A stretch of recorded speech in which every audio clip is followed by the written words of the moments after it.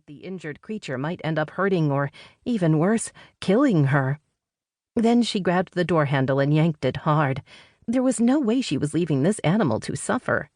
She should never have taken her eyes off of the road in the first place, not even for a second. This was her fault.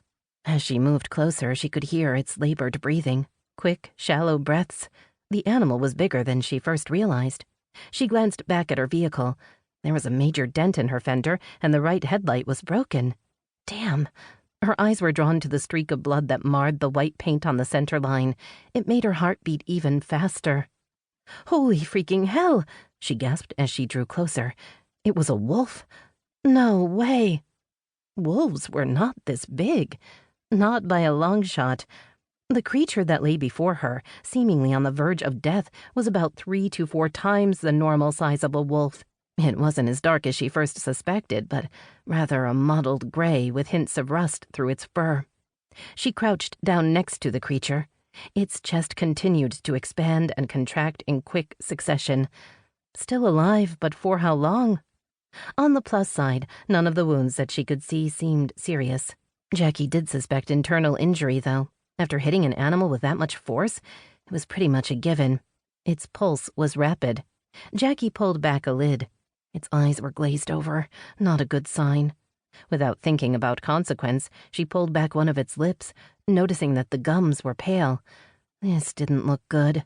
One of the animal's legs was clearly broken. Thankfully, it was a closed fracture, but it was bad enough that the wolf's tibia was at an angle.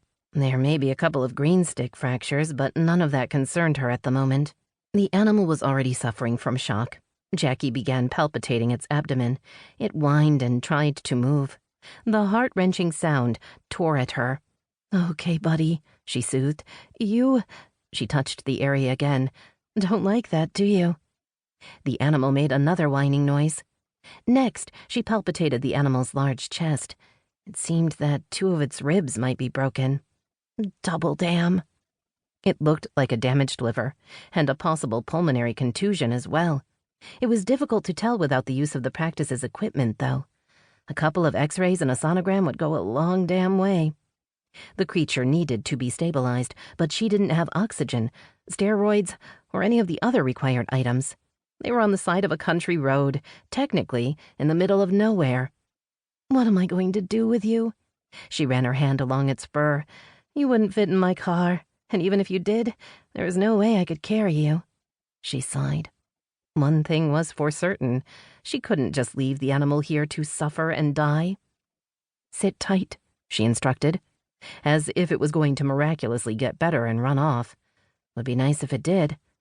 "I'm going to get help." Who was she going to call? Someone with a flatbed truck and enough muscle power to lift this brute? Though moving it might not be the best idea at this point anyways.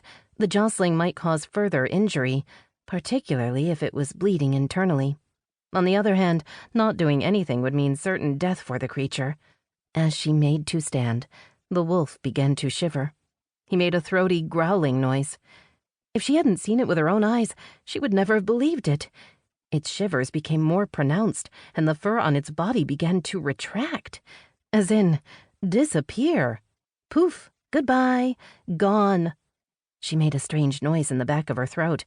Part of her wanted to run away screaming, while a bigger part of her needed to watch, was riveted to the spot. Eyes glued to the wolf, although it wasn't going to remain in that form for very long. There were loud cracking noises as limbs began to reshape and shorten. His eyes flashed open. They were a bright golden color that mesmerized her. It snarled as its jaw shortened and its long ivory teeth retracted. Paws became clawed fingers which curled into fists. The growling, snarling noises became groans and long, drawn-out moans. His chest heaved as he sucked in deep lungfuls of air. The locals often spoke of vampires and shifters living in these parts. She'd read newspaper articles about how the vampires were seeking human women to date and to take as wives. She'd always found it really freaky, and had just assumed that they were some sort of screwy cult living in a castle on the hill, that the shifters were just figments of the imagination. Maybe the locals weren't so crazy after all. Maybe all the stories weren't just stories. A man lay on the ground in front of her now, a man that had once been a wolf.